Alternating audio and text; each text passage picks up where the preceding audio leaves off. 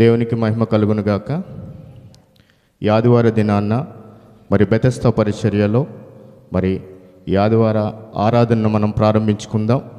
మరి ఆయా ప్రాంతాల్లో ఉండి ఈ ప్రత్యక్ష ప్రసారం ద్వారా మరి వీక్షిస్తున్న సహోదరి సహోదరులందరికీ కూడా ప్రభు నామంలో వందనములు తెలియజేస్తున్నాను. అలాగే చేరువచ్చిన సంఘ సహోదరి సహోదరులందరికీ కూడా ప్రభు నామంలో వందనాలు తెలియజేస్తున్నాను.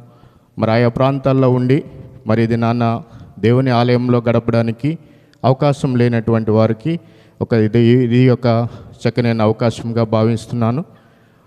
ఈ దినం మరి దైవదాసుల ద్వారా ఏ వర్తమానాన్ని అయితే దేవుడు సిద్ధపరిచి ఉంచారో అలాగే ఈ దినాన్న ప్రత్యేకించి మనల్ని మనం సరిచేసుకోవడానికి దేవుని వాక్యం ద్వారా మరి దైవజనులు నిలబడి మాట్లాడుచుండగా మనం అందరం కూడా ప్రేరేపితులమై అనాలోచితంగా కాకుండా ఆలోచన కలిగిన వారిగా ఈ ప్రాంతంలో ఉండి మరి దేవుని మాటలు వినాలని నేను కోరుకుంటున్నాను.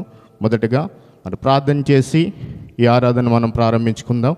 మన మధ్యలో ఉన్నటువంటి సంఘ పెద్ద గారు వచ్చి ప్రార్థించవలసిందిగా కోరుచున్నాను.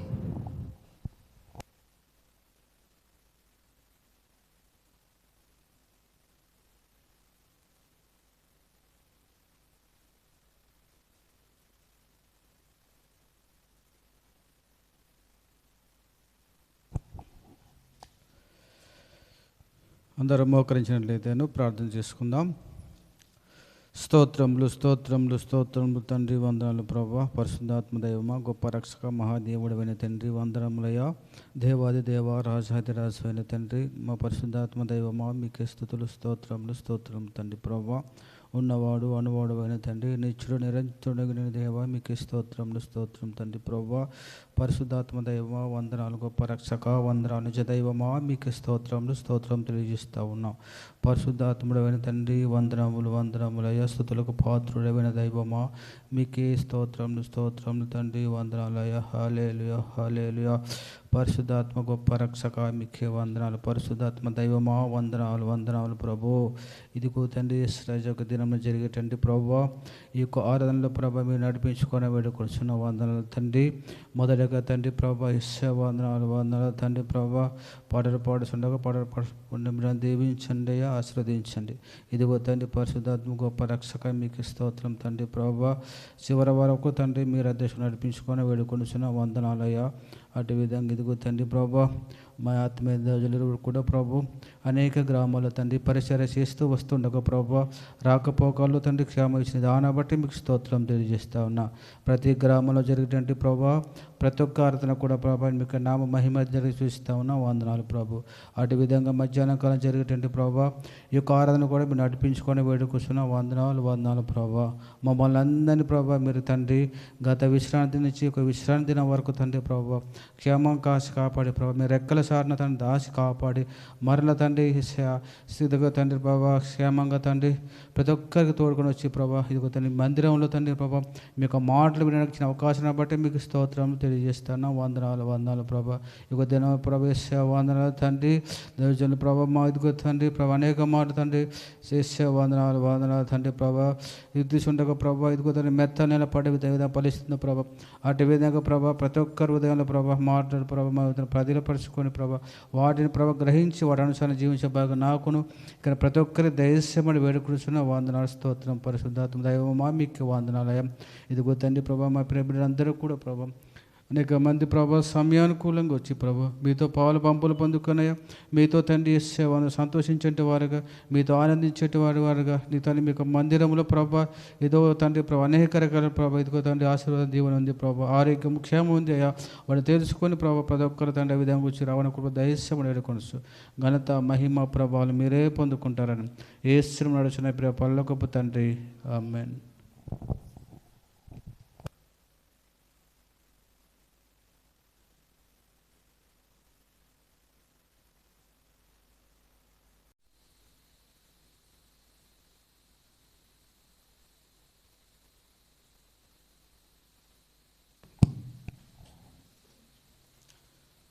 నూట 6వ దావీదు కీర్తన 26 నుంచి చదువుకుంటున్నామండి. అప్పుడు అరణ్యములో వారిని కూల చేయుటకును అన్యజనులలో వారి సంతానమును కూల్చుటకును దేశములో వారిని చెదరగొట్టుటకును ఆయన వారి మీద చెయ్యి ఎత్తెను. మరియు వారు బయల్పెయోరును హత్తుకొని చచ్చిన వారికి అర్పించిన బలిమాంసమును భుజించిరి. వారు తమ క్రియల చేత ఆయనకు కోపము పుట్టించగా వారిలో తెగులు రేగెను. పీనెహాసు లేచి పరిహాసం చేయగా ఆ తెగులు ఆగిపోయాను. పీనెహాసు లేచి పరిహారం చేయగా ఆ తెగులు ఆగిపోయాను. నిత్యము తరములన్నిటను అతనికి ఆ పని నీతిగా ఎంచబడెను. మెరీబా జలముల యొద్ద వారు ఆయనకు కోపము పుట్టించిరి. కావున వారి మూలముగా మోసేకు బాధ కలిగెను.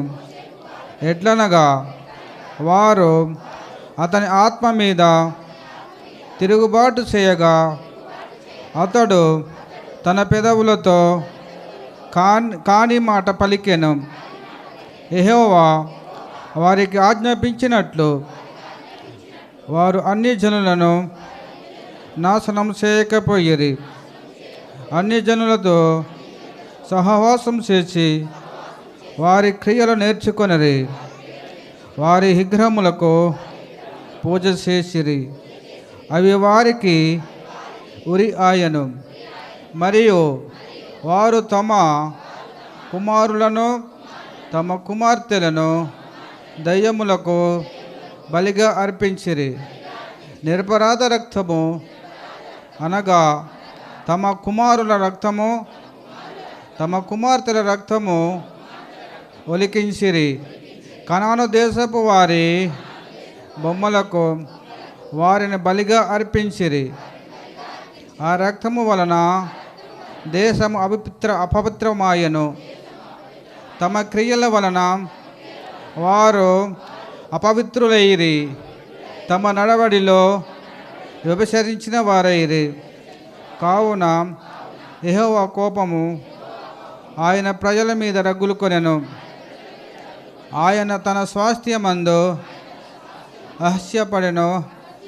ఆయన వారిని అన్యజనుల చేతికి అప్పగించెను. వారి పగవారు వారిని ఏలుసుండిరి. వారి శత్రువులు వారిని బాధ పెట్టిరి. వారి శత్రువు చేతి క్రింద అనపబడిరి. అనేక పర్యాయములు ఆయన వారిని విడిపించెను. అయినను వారు తమ ఆలోచనను అనుసరించి తిరుగుబాటు చేసి వచ్చిరి. తమ దోషము చేత హీన దశ నొందిరి. అయినను వారి విరోధనమును తనకు వినపడగా వారికి కలిగిన శ్రమను ఆయన చూసెను. వారిని తలంచుకొని ఆయన తన నిబంధనను జ్ఞాపకం చేసుకొనెను. తన కృపా బాహుల్యమును బట్టి వారిని కరుణించెను. వారిని చెరగొనిపోయిన వారికందరికీ వారి ఎడల కనికరము పుట్టించెను. యెహోవా మా దేవా, మమ్మును రక్షింపము. మేము నీ పరిశుద్ధ నామమునకు కృతజ్ఞతాస్తుతులు చెల్లించున్నట్లు నిన్ను స్తుతించుచు మేము అతిశయించున్నట్లును అన్ని జనుల నుండి మమ్మను పోగు చేయము. ఇశ్రాయేలు దేవుడైన యెహోవా యుగ యుగములన్నిటిలను స్తుతి నొందునుగాక. ప్రజలందరూ ఆమేన్ అందురుగాక. యెహోవాను స్తుతించుడి. వాక్యం దేవుడు దీన్ని ఆశీర్వదించునుగాక.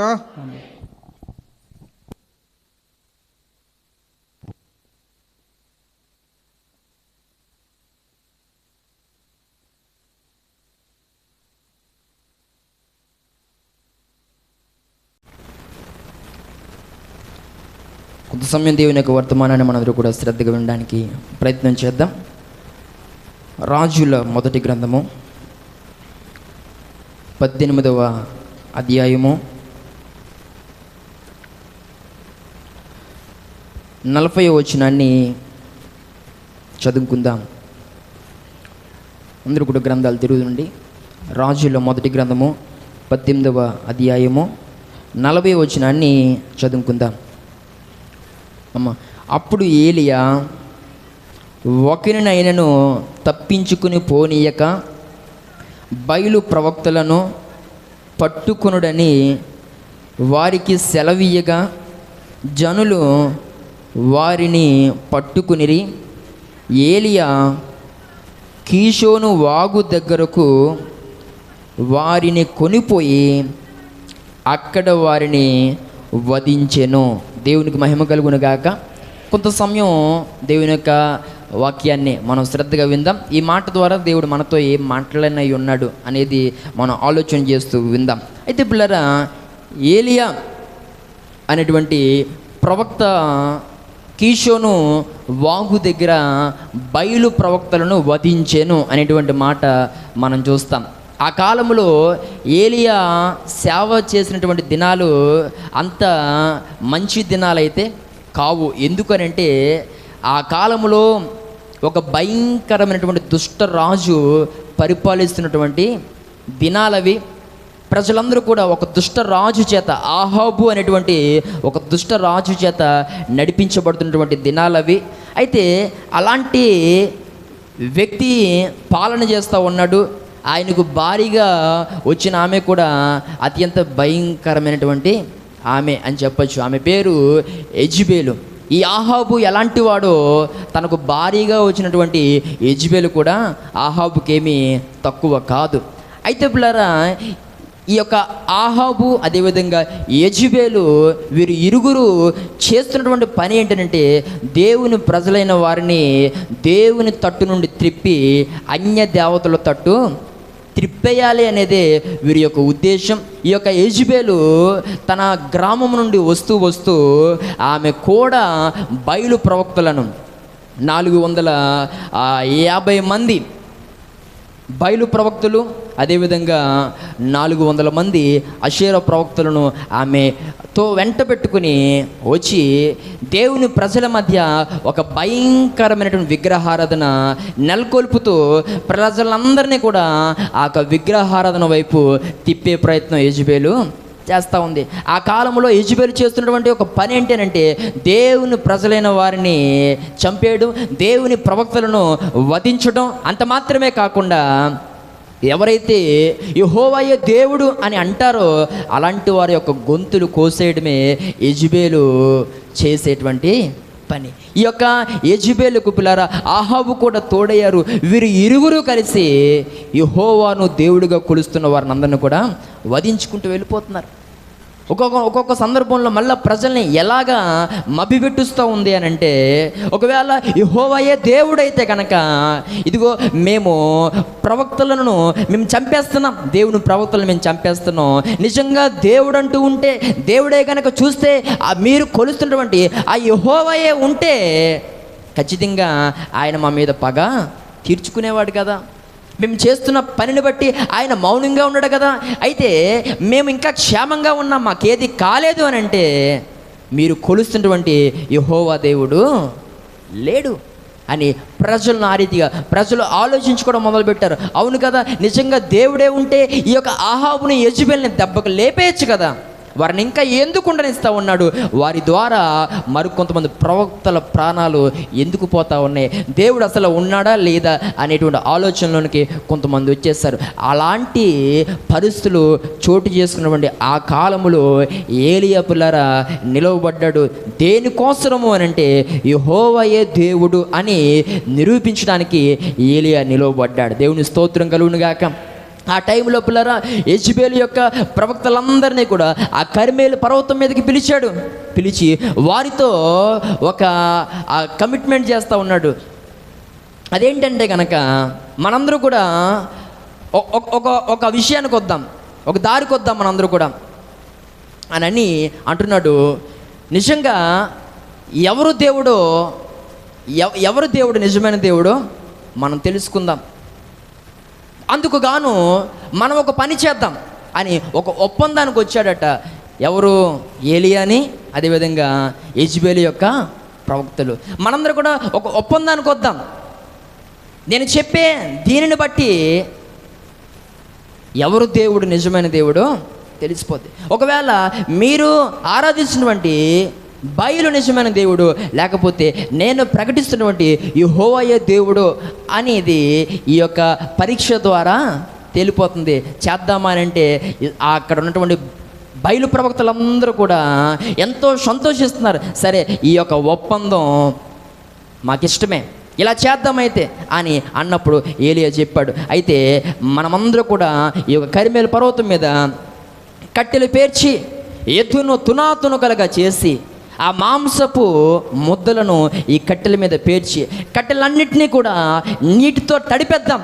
ఏ నిప్పు కూడా మనం పెట్టకుండా ఆ యొక్క సిద్ధపరిచినటువంటి దానిని మన దేవుణ్ణి దహనము చేయమని ప్రార్థన చేద్దాం. మీరు అలా చేయండి, మీరు అలా ఆ విధంగా సిద్ధపరచండి. మీరు అలా సిద్ధపరిచిన తర్వాత మీ దేవుడికి మీరు ప్రార్థన చేయండి. ఒకవేళ మీ బయలుదేవుడు మీ ప్రార్థన విని అక్కడ ఉన్నటువంటి కట్టెల మీద ఉన్నటువంటి ఆ మాంసాన్ని తునాతునకలుగా బుగ్గిపాలు చేస్తే బయలే నిజమైన దేవుడు.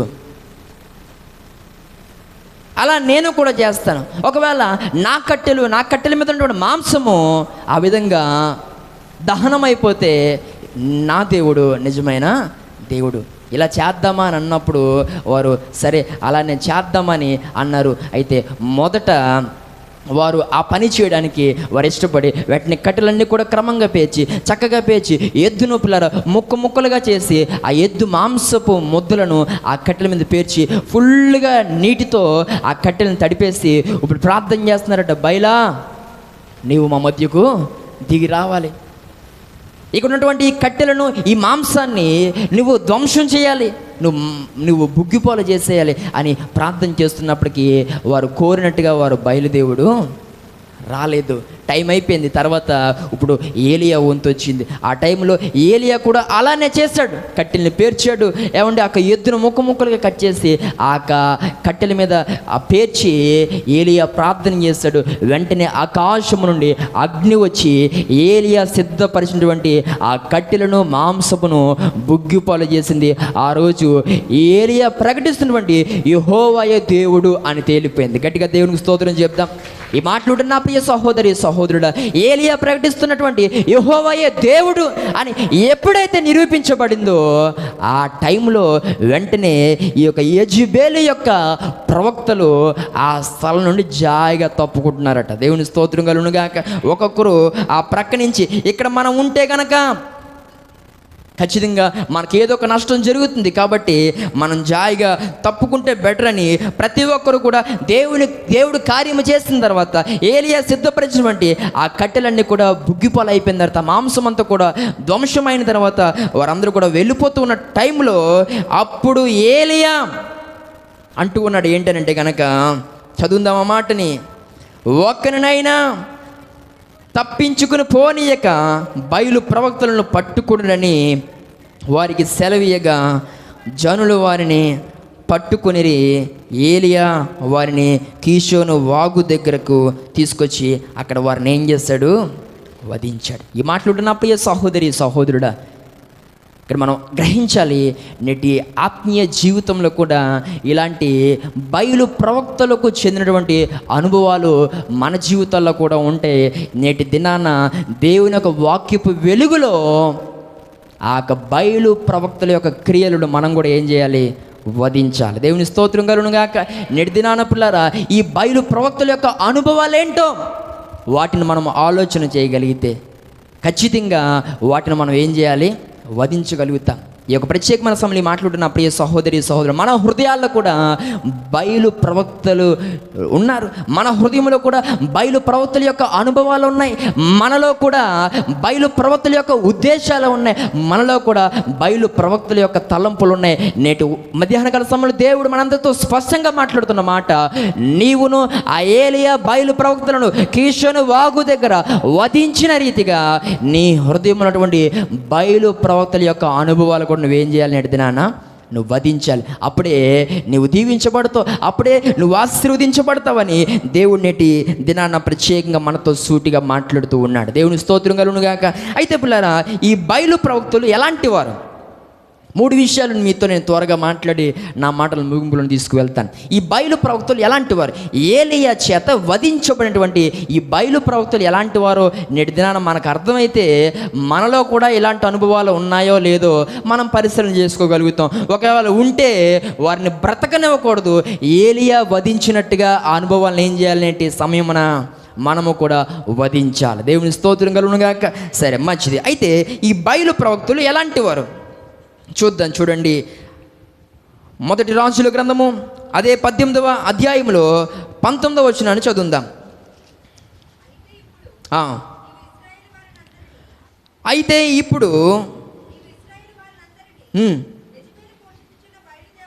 ఆ మాట చూడండి. అయితే ఇప్పుడు నీవు ఇశ్రాయేలు వారిని అందరినీ యెజెబెలు పోషించుచున్న బయలు దేవత ప్రవక్తలు 450 మందిని, అషేరాదేవి ప్రవక్తలైన 400 మందిని నా యొద్దకు కర్మేలు పర్వతమునకు పిలువనంపమని చెప్పాను. దేవుని స్తోత్రం కలుగును గాక.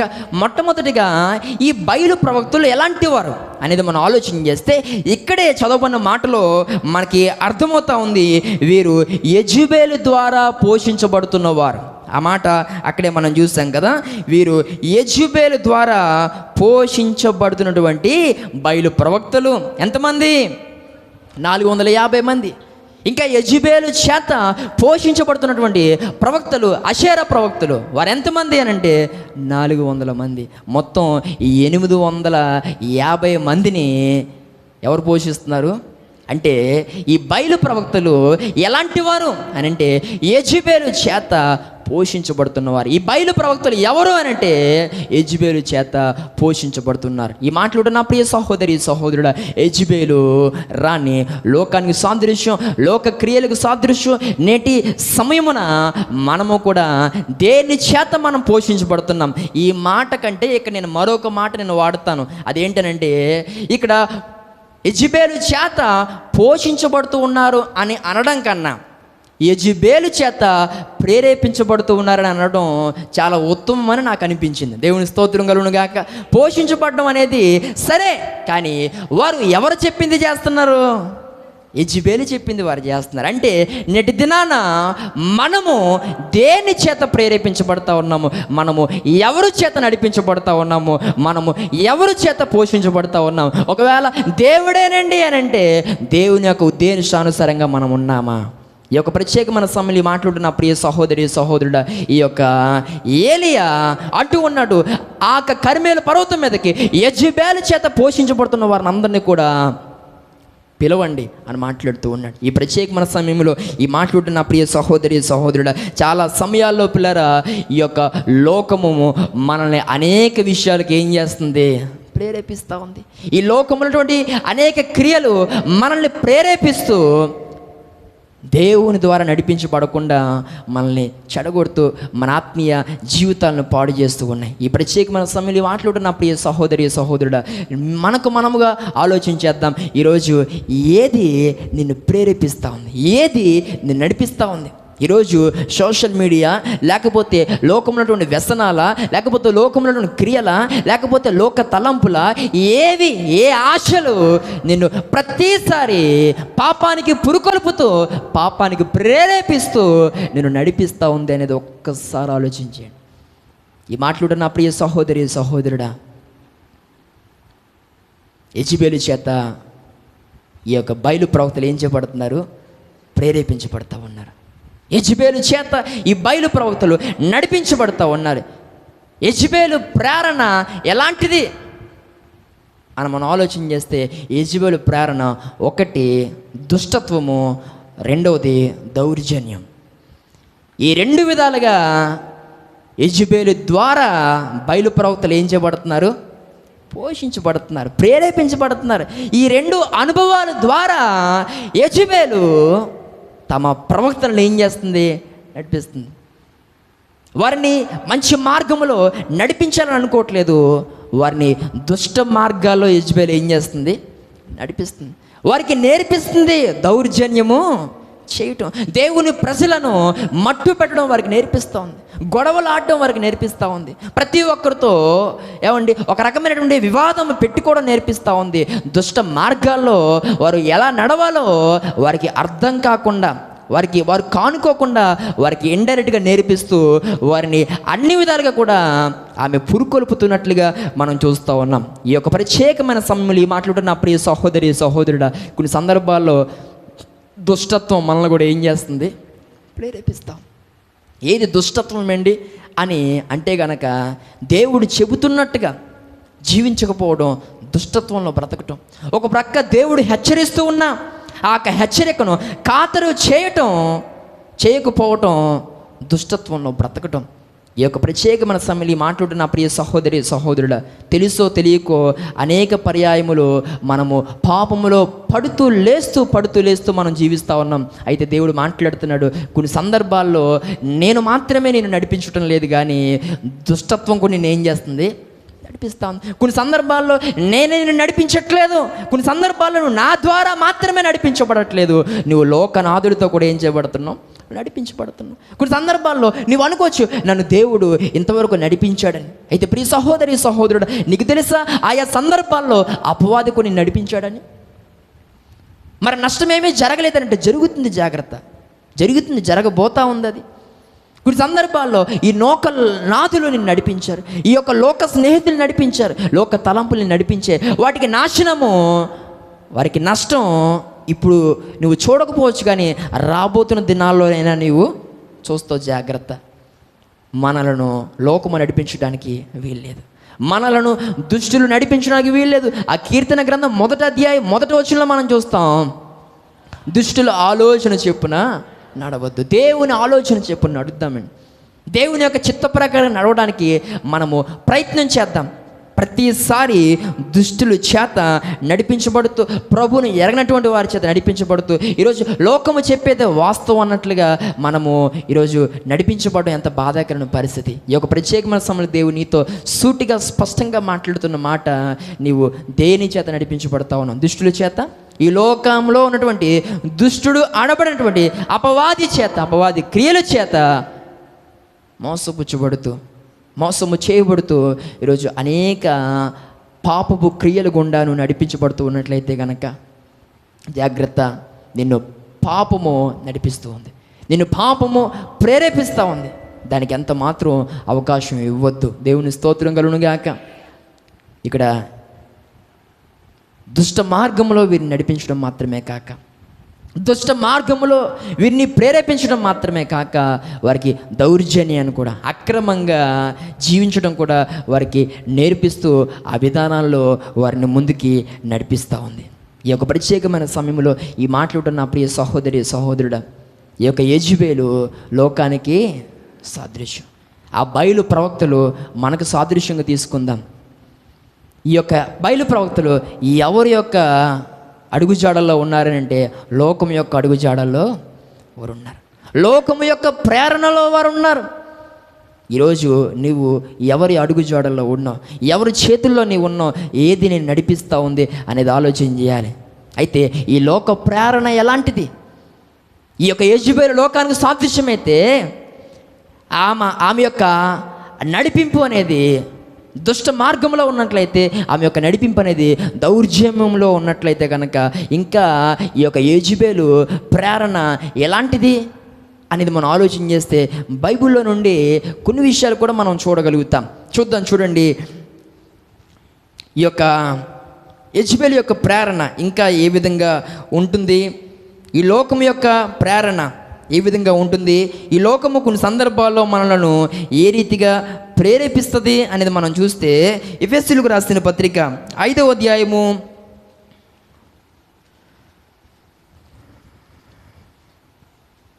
3-4 వచనాలు చదవండి. మీలో జారత్వమే కానీ, ఏ విధమైన అపవిత్రతయే కానీ, లోభత్వమే కానీ వీటి పేరైనను ఎత్తకూడదు. ఇదే పరిశుద్ధులకు తగినది. ఈ మాట చూడండి, ఇదే పరిశుద్ధులకు తగినది. 4వ వచనం, కృతజ్ఞత వచనమే మీరు చర్చింపవలెను. కృతజ్ఞత వచనమే మీరు ఉచ్చరింపవలెను, కానీ మీరు బూతులైనను, పోకిరి మాటలైనను, సరసోక్తులైనను ఉచ్చరింపకూడదు, ఇవి మీకు తగవు. మొదటి మాట మనం చూస్తే ఇదే పరిశుద్ధతకు తగినది, తర్వాత మాట ఇవి మీకు తగవు.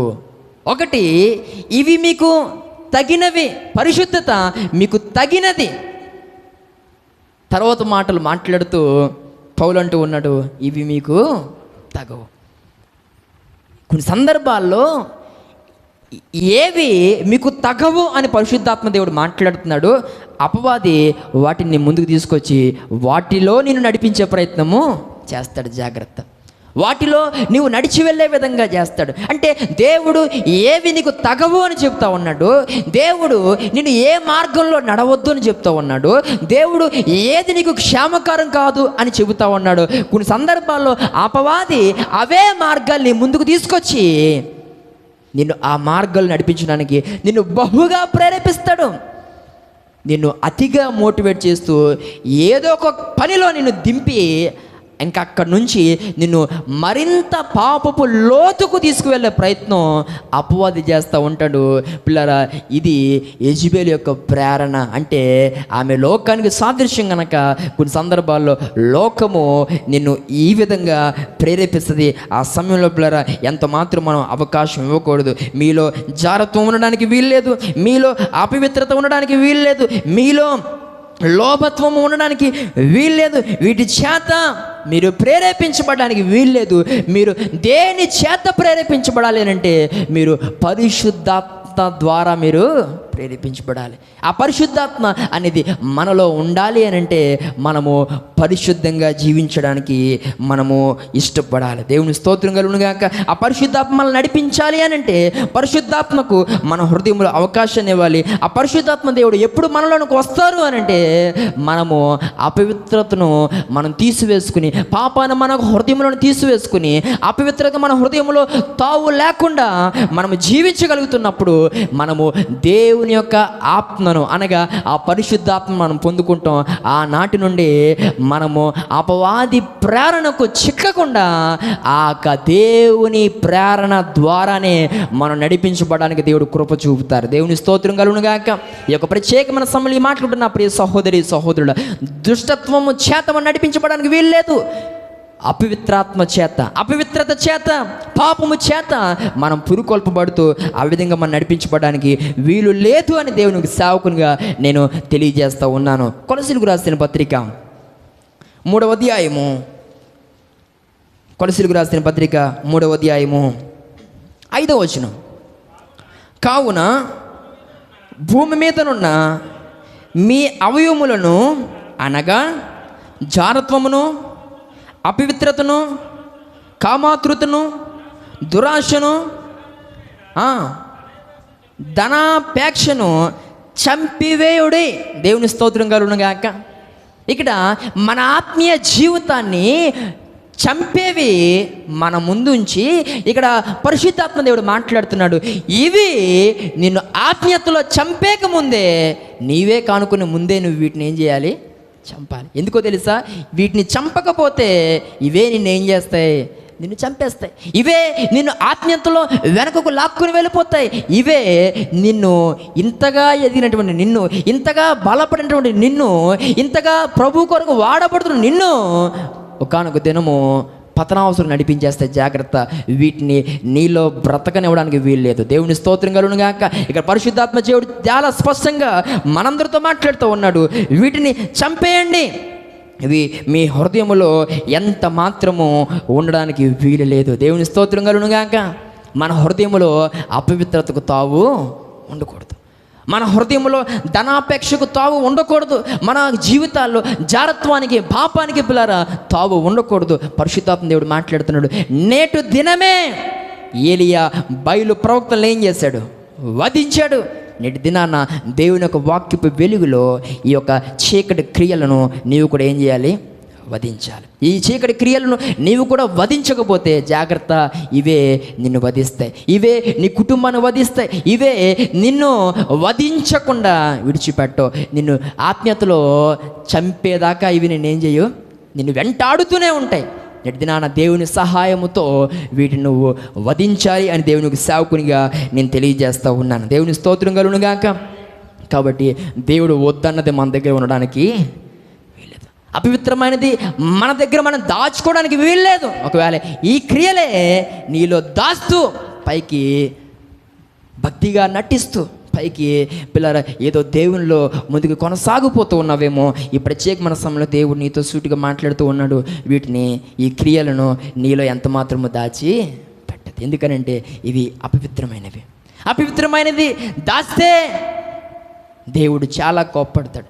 అపవిత్రమైన దాన్ని మన యొద్ద మనం ఉంచుకుంటే దేవుడు వధించమని చెప్పిన ఆ అపవిత్రమైన దాన్ని మనం బ్రతకనిస్తూ యెజెబెలు బయలు ప్రవక్తలను పోషిస్తున్నట్లుగా నీ పాపాన్ని నువ్వు నీలోనే ఉంచుకుని ప్రతిరోజు ఏదో ఒక క్రియ ద్వారా నువ్వు నీ పాపాన్ని పోషిస్తున్నట్లయితే కనుక ఇక నుండి నీ పాపాన్ని నువ్వు పెంచి పోషించొద్దు. వాటిని నేటి దినమే దేవుని యొక్క సహాయముతో నువ్వేం చేయాలి? వాటిని వధించాలి. దేవుని స్తోత్రం కలుగునుగాక. వింటున్నారా? ఒకసారి దేవునికి స్తోత్రం చెప్పండి. హల్లెలూయా. కొంతమంది ఏదో కోల్పోయినట్టుగా జాగ్రత్త. కొంత సమయం దేవుని యొక్క వాక్యాన్ని వినడానికి ప్రయత్నం చేద్దాం. మనల్ని మనం మెలకువ చేసుకోవాలి. ఎందుకంటే సమయం అలాంటిది. దేవుని స్తోత్రం కలుగునుగాక. కాబట్టి ఈ యొక్క సమయం మనల్ని అంతగా ప్రోత్సహించేదిగా ఉండదు. మనల్ని మనమే మెలకువ చేసుకోవాలి, మనల్ని మనమే ప్రోత్సహించుకోవాలి. ఒకవేళ నీవు కూడా ఆ రకంగా ప్రోత్సహించబడకుండా దేవుని యొక్క వాక్యం పట్ల శ్రద్ధ లేకుండా ఉన్నావంటే ఖచ్చితంగా నువ్వు యెజెబెలు రానికి సంబంధించినోడివే. దేవుని స్తోత్రం కలుగునుగాక. అయితే ఆవిడ మీ ఆంటీ గారన్నా అయి ఉండాలి, లేదంటే మీ బాపన్న అయి ఉండాలి, లేదంటే నీ చిన్నమ్మన్న అయి ఉండాలి. దేవుని స్తోత్రం కలుగునుగాక. కాబట్టి ఆ కుటుంబానికి చెందిన వారు ఎవరన్నా ఉన్నారు ఇక్కడ? యెజెబెలు మా బాప అండి, మా అమ్మకి చెల్లి అవుతుందండి, అలా నాకు పిన్ అయిందండి అన్నవాళ్ళు ఎవరన్నా? అలాగే ఎవరు లేకపోతే, ఆమెకి సంబంధించిన వారు ఇక్కడ లేకపోతే మీరు సంతోషంగా దేవుని వాక్యం వినొచ్చు. దేవుని స్తోత్రం కలుగునుగాక.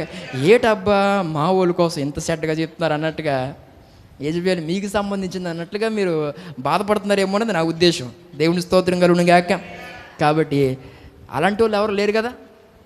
మీకు సంబంధించింది కాదు కదా యెజెబెలు, మరి ఎందుకు బాధ? చంపే. దేవుని స్తోత్రం కలుగునుగాక.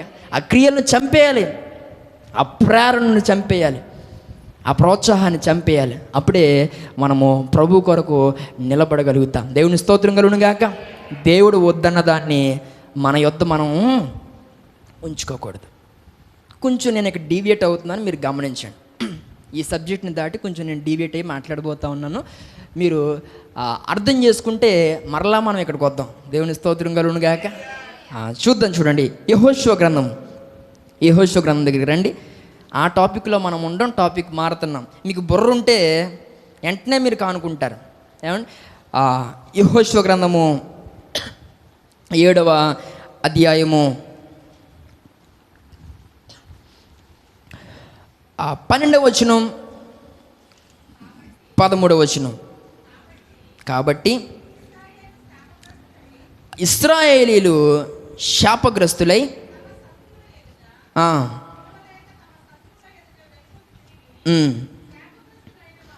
శాపగ్రస్తులైన వారు మీ మధ్య నుండకుండా మీరు వారిని నిర్మూలము చేసితేనే తప్ప నేను మీకు తోడై ఉండను.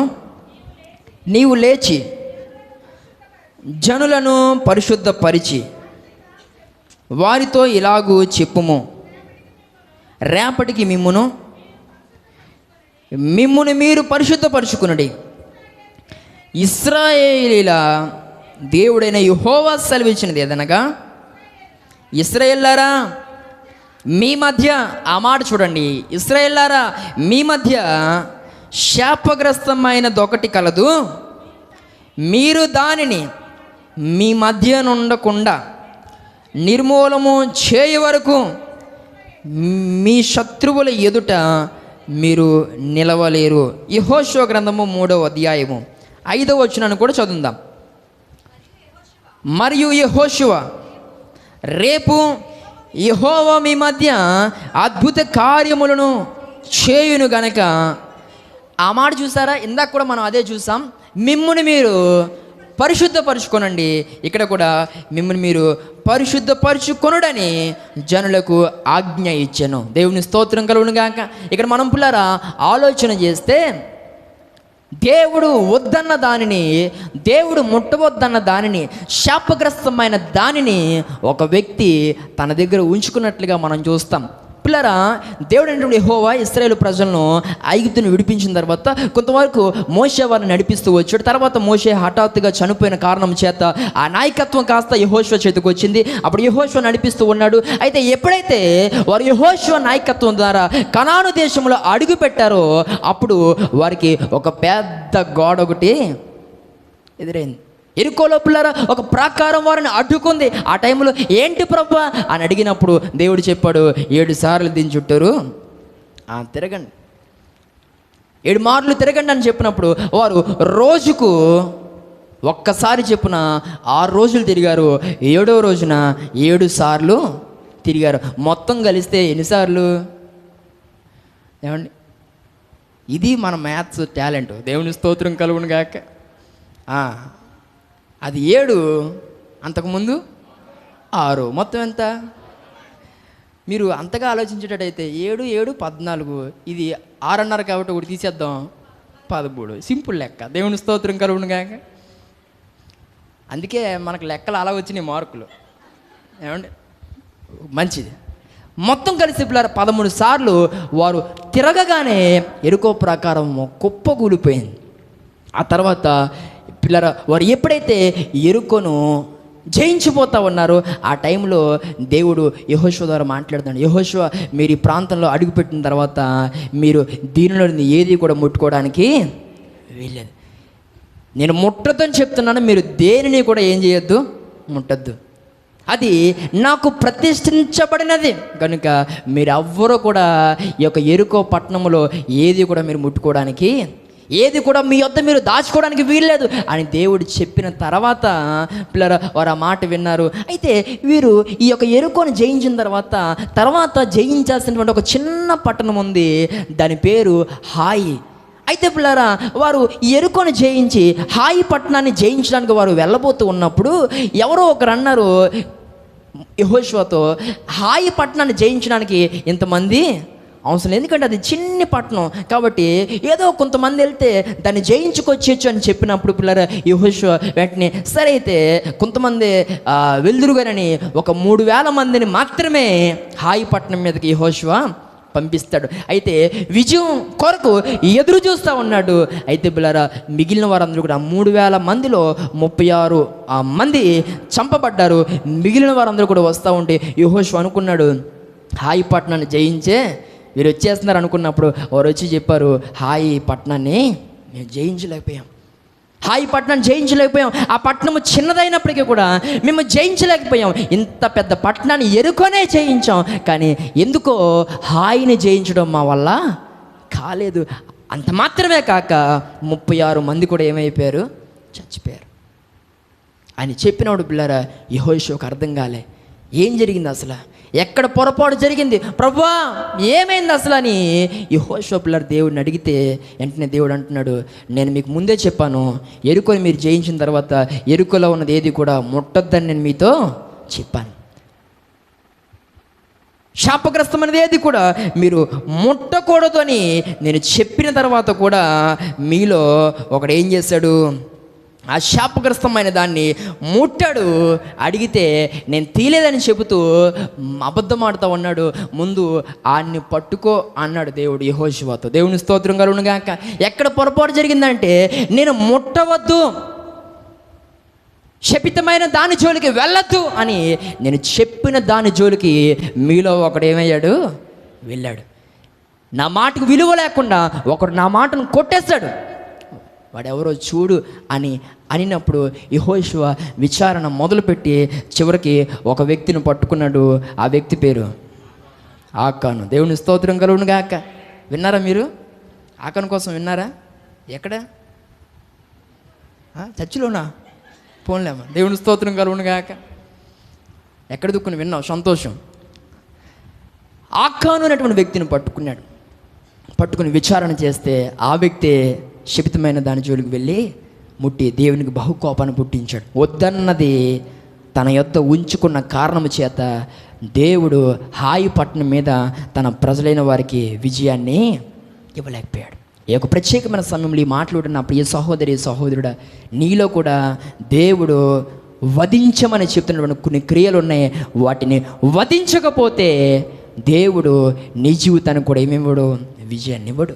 నీ జీవితంలో కూడా నీవు ఆశీర్వదించబడలేవు. ఎందుకనంటే నిన్ను ఆశీర్వదించడానికి నీలో ఉన్నటువంటి ఆ అపవిత్రత, ఆ పాపము దేవుని ఇబ్బంది పెట్టే విధంగా ఉంది. దేవుని స్తోత్రం కలుగును గాక. ఆకాను అన్న మాటకు అర్థం దేవుని స్తోత్రం కలుగును గాక. ఆకాను దేవుణ్ణి ఇబ్బంది పెట్టాడు. దేవుడు ఒకటే చెప్పాడు, దాని జోలికి వెళ్ళొద్దు, దాన్ని ముట్టొద్దు అని చెప్పినప్పుడు ఆకాను ఏం చేయాలి? ఆ మాట కట్టుబడి ఉండాలి. కానీ ఆశించాడన్నాను. ఏమండి? ఆశించి దాని జోలికి వెళ్ళి కొంత దాచే ప్రయత్నం చేశాడు. పైపచ్చి అడిగితే కాదని బొంకి మాట్లాడిన పరిస్థితులు చూస్తాం. చివరికి పిల్లరా ఆకాను ఏమైపోయాడు? చివరికి నాశనం అయిపోయినట్లుగా మనం చూస్తాం. ఈ యొక్క ప్రత్యేకమైన సమయంలో మాట్లాడిన నా ప్రియ సహోదరి సహోదరుడు, ఆ ఆకోరు లోయలో ఆకాను మాత్రమే శ్రమ పొందకుండా తన కుటుంబము కూడా శ్రమ పొందడానికి ఆకాను ఏమయ్యాడు? ఒక కారకుడు అయ్యాడు. కారణం ఏంటి? ఆకాను, ఎందుకు నీ జీవితం ఇలా అయిపోయింది? ఎందుకు నీ కుటుంబాన్ని కూడా ఈ రీతిగా శ్రమల పాలు చేస్తావని అంటే ఆకాను చెప్తాడేమో అడిగితే, నేను దేవుడు ముట్టొద్దు అన్నదాన్ని ముట్టాను.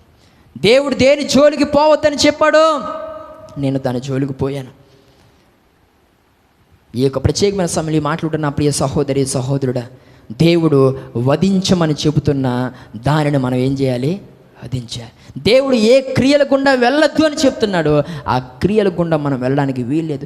దేవుడు దేన్ని చూడొద్దు అని చెప్తున్నాడు, దాని వైపు మనం మరలా మన దృష్టి నిలపడానికి వీల్లేదు. ఈ ప్రత్యేకమైన సమయంలో ఈ మాట్లాడుతున్న నా ప్రియ సహోదరి సహోదరుడా, ఇక్కడ సరే విషయానికి వస్తే దేవుడు చెప్పినట్టు చేయకపోవడం వలన ఆకాను ఒక్కడే నాశనం కాలే, కుటుంబం అంతా కూడా నాశనం అవ్వడానికి కారణమయ్యాడు. తల్లిదండ్రులు ఇబ్బంది పడడానికి ఆకాను ఒక కారణమయ్యాడు. నేటి దినాల్లో ఈ మాట్లాడుతున్న ప్రియ సహోదరి సహోదరుడా, నేటి యవనస్తుల యొక్క పరిస్థితి ఎలా ఉంది అని అంటే, ఈరోజు ఎలాగైతే ఈ యొక్క ఆకాను తన తల్లిదండ్రులను ఏడిపించాడో, ఎలాగైతే ఈ యొక్క ఆకాను తన తల్లిదండ్రులను దుఃఖపెట్టాడో, అదేవిధంగా నేటి దినాల్లో అనేక మంది యవనస్తులు తమ తల్లిదండ్రులను ఇబ్బంది పెట్టేటువంటి వారిగా ఉన్నారు. ఈ మాట్లాడుతున్న ప్రియ సహోదరి సహోదరుడా, వారి యొక్క ఆశను నెరవేర్చకపోగా, వారి యొక్క ఉద్దేశానుసారంగా జీవించకపోగా, వారు చెప్పినట్టు స్థిరపడక, ఇలా చేయకపోగా, వారికి ఏ రకంగా కూడా తమ పనులలో సహాయపడకపోగా, వారు పెట్టింది తింటూ వారి యొక్క ధనాన్ని వృధా చేస్తూ, ప్రతిరోజు చెడు తిరుగుతూ వంకర మార్గాల్లో నడుస్తూ పాపపు సంబంధ క్రియల్లో తమ మార్గాలు స్థిరపరచుకుంటూ వ్యసనాలకు అవకాశం ఇస్తూ వాటి చేత బంధించబడి మరలా ఇంటికి వచ్చి తల్లిదండ్రులను కొట్టి వారిని వేదనకు గురి చేస్తున్నటువంటి వారు చాలామంది ఉన్నారు. నేటి దినాలలో యవనస్తులు ఈ రీతిగా తల్లిదండ్రులను ఇబ్బంది పెడుతున్నందుకు సిగ్గుపడాలి. ఈ మాట్లాడుతున్న ప్రియ సహోదరి సహోదరుడా, ఈ యొక్క ప్రత్యేకమైన సమయంలో దేవుడు మాట్లాడుతున్నాడు. ఆకాను తను ఇబ్బంది పడమే కాదు, కుటుంబాన్ని ఏం చేశాడు? ఇబ్బంది పెట్టాడు. నీవు ఇబ్బంది పడుతూ నేటి దినాన నీ యొక్క తల్లిదండ్రులు కూడా నీవు ఇబ్బంది పెట్టిన పరిస్థితిలో ఉన్నావంటే ఎంత దౌర్భాగ్యమైన స్థితిలో నీవు ఉన్నావు అనేది నువ్వు అర్థం చేసుకోవాలి. ఈ మాట్లాడుతున్న ప్రియ సహోదరి సహోదరుడా, ఇక నుంచి ఒక నిర్ణయం తీసుకుందాం. ఆకాను వలె నేను ఉండను, ఆకాను వలె నేను ఇక ముందు నేను జీవించను. ఆకాను వధించాల్సినది వద్దు అన్న దాని జోలికి వెళ్ళిపోయాడు. ఒకవేళ ఈరోజు మన క్రియలు కూడా అలా ఉంటే ఆ కానును నాశనం చేసినటువంటి దేవుడు, తన కుటుంబ నాశనం చేసినటువంటి దేవుడు అలాంటి శాపాన్ని మనకిస్తే మన బ్రతుకులు ఏమైపోతాయి? ఈ మాటలు నా ప్రియ సహోదరి సహోదరుడా, ఎంత మాత్రము దేవుడు వద్దన్న దాని జోలికి మనం ఏం చేయకూడదు, వెళ్ళకూడదు. ఇశ్రాయేలు ప్రజలకు కూడా దేవుడు వద్దన్న దాన్ని చేస్తూ, దేవునికి ఆయాసకరంగా బ్రతుకుతూ, దేవుని ఎదుట దోషులుగా కనబడటం చేత దేవుడు తన ప్రజలైన వారిని పిల్లరా శత్రువుల చేతుకు అప్పగించినట్లుగా కూడా మనం దేవుని యొక్క వాక్యాన్ని చూస్తాం. న్యాయాధిపతుల గ్రంథం దగ్గరికి రండి. న్యాయాధిపతుల గ్రంథము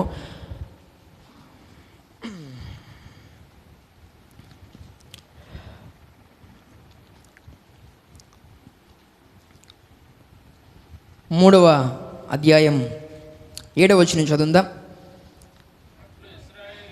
అట్లు ఇశ్రాయేలీలు యెహోవా సన్నిధిని దోషులై తమ దేవుడైన యెహోవాను మరిచి బయలు దేవతలను దేవతా స్తంభములను పూజించిరి.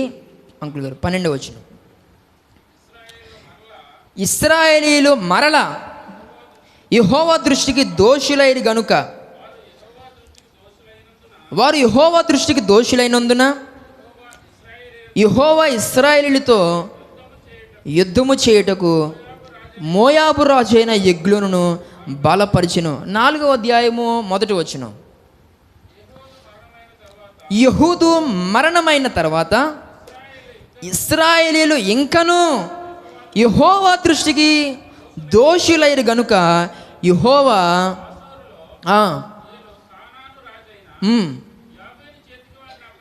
యాబీను చేతికి వారిని అప్పగించెను. చాలు. ఇంకా మనం చూస్తే పిల్లరా 6వ అధ్యాయం 1వ వచనం. ఇశ్రాయేలీలు యెహోవా దృష్టికి యెహోవా 7 ఏండ్లు వారిని మిద్యానీయులకి అప్పగించెను. 8వ అధ్యాయము 33, 34 వచనం. నోట్ చేస్తున్నారు ఈ వచనాలన్నీ. గిద్యోను చనిపోయిన తర్వాత ఇశ్రాయేలీలు చుట్టూ నుండి తమ శత్రువుల చేతిలో నుండి తమను విడిపించిన తమ దేవుడైన యెహోవాను జ్ఞాపకము చేసుకొనక మరలా బయలును అనుసరించి వ్యభిచారులై 10వ అధ్యాయము 6వ వచనం. ఇశ్రాయేలీలు యెహోవా సన్నిధిని మరలా దుష్ప్రవర్తనైలి వారు యెహోవాను విసర్జించి ఆయన సేవ మానివేసి బయలులు అస్తారోతులను, సిరియనుల దేవతలను, సీదోనీల దేవతలను,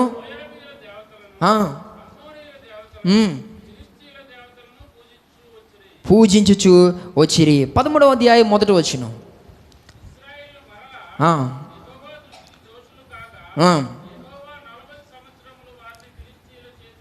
యెహోవా 40 సంవత్సరములు వారిని ఫిలిస్తీన్ల చేతికి అప్పగించెను. దేవునికి మహిమ కలుగును గాక. రెఫరెన్స్లన్నీ నోట్ చేశారా? ఎన్నిసార్లు వారు దేవునికి దోషులుగా ఉన్నారు. మరి ఏమన్నారు? ఇప్పుడు నోట్ చేసామన్నారుగా. తన ప్రజలు 7 సందర్భాలలో దేవునికి దోషము చేసిన వారిగా, దోషము కలిగిన వారిగా కనిపించడం బాధాకరమైన పరిస్థితి. దేవుని స్తోత్రం కలుగునుగాక.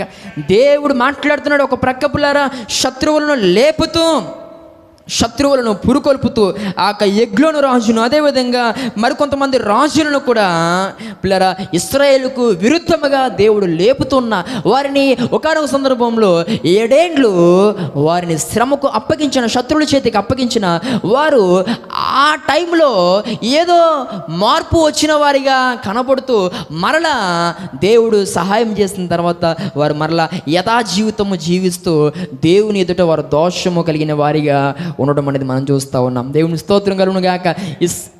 ఇశ్రాయేలీయులు 7 మారులు వారు ఏం చేశారు? 7 సందర్భాల్లో వారు దేవుని ఎదుట వారు దోషులుగా కనబడినట్లుగా ఇప్పుడే మనం వాక్యంలో చూస్తాం. ఈ మాట్లాడుతున్న నా ప్రియ సహోదరి సహోదరుడా, వారు సరి చేసుకోలే. దేవుడు చివరికి ఆ 13వ అధ్యాయము మొదటి వచనంలో మనం చూస్తే, యెహోవా 40 సంవత్సరములు తన ప్రజలైన వారిని ఫిలిష్తీయుల చేతికి అప్పగించేశాడు. ఆకానుతో తన ప్రజలతో దేవుడు మాట్లాడాడు. ఆకాను వినలే. చివరికి ఆకానును నాశనం చేశాడు. అతని జీవితం అంతా కూడా శ్రమల పాలు చేయబడ్డానికి అతడు కారకుడు అయ్యాడు. ఇక్కడ కూడా ఇశ్రాయేలుతో దేవుడు మాట్లాడాడు. కానీ 7 సందర్భాల్లో కూడా వారు దేవునికి దృష్టికి వారు దోషులు అయిన కారణము చేత దేవుడు వారిని శ్రమకు అప్పగించాడు. ఈ యొక్క ప్రత్యేకమైన సమయంలో ఈ మాటలు ఉంటున్న నా ప్రియ సహోదరి సహోదరుడా, దేవుడు మనతో మాట్లాడుతున్నప్పుడు మనము మన యొక్క శాపగ్రస్తమైన జీవితాన్ని మనము సరి చేసుకోవాలి. మన బ్రతుకులు మనం సరి చేసుకోవాలి. మన యొక్క మార్గాలను మనం సరి చేసుకోవాలి. దేవుడు మాట్లాడుతున్నప్పటికీ ఆ మాటలు వింటూనే మనము పతనావస్థను నడిపించబడితే ఖచ్చితంగా అది సరికాదని దేవునికి సేవకునిగా నేను తెలియజేస్తా ఉన్నాను. కొన్ని సందర్భాల్లో పిల్లరా, అపవాది నీ దోషము సరి చేయబడడానికి ఒప్పుకోడు. కొన్ని సందర్భాల్లో అపవాది దేవునికి ఆయాసకరమైనది నీవు వధించడానికి ఒప్పుకోడు. కొన్ని సందర్భాల్లో అపవాది దేవునికి ఆయాసకరమైనది నీ యొద్ద నుండి నువ్వు తొలగించుకోవడానికి ఒప్పుకోడు. నిన్ను ఇంకా ప్రేరేపించి చివరికి వాటి చేత నిన్ను వధించే ప్రయత్నం అపవాది చేస్తాడు. నేటి ప్రత్యేకమైన దినాన దేవుడు మాట్లాడుతున్నాడు, నీ దోషములను నువ్వు వధించాలి. ఈ యొక్క శాపగ్రస్తం, నీ యొక్క జీవితం శాపగ్రస్తం కావడానికి, నీ జీవితము దేవుని చేత శపితము చేయబడ్డం గల కారణాలు ఏవో గ్రహించి, ఆ పాపములేంటో ఆ క్రియలేంటో గ్రహించి నేటి దినాన ఏలియా ఆ యొక్క కీషోను వాగు దగ్గర బయలు ప్రవక్తలను వధించిన రీతిగా నీవు కూడా వాటిని ఏం చేయాలి? వధించాలి. దేవుని స్తోత్రం కలుగునుగాక. ఈ మాటలు ఉంటున్న ప్రియ సహోదరి సహోదరుడా, మరలా సందర్భానికి వద్దాం. ఈ యొక్క బయలు ప్రవక్తలు ఎలాంటి వారు అని అంటే, వారు యెజబేలు చేత పోషించబడుతూ నడిపించబడుతున్నటువంటి వారు, యెజబేలు చేత ప్రేరేపించబడుతూ ఉన్నారు. కాబట్టి ఈరోజు నువ్వు కూడా దేని చేత ప్రేరేపించబడుతున్నావు, వాటిని వధించు, దేవుడు నిన్ను దీవిస్తాడు. దేవుని స్తోత్రం కలుగునుగాక. సరే, రెండవ అంశానికి వస్తూ ఉన్నాను చూడండి. అదే రాజుల మొదటి గ్రంథము 18వ అధ్యాయము 21వ వచనం.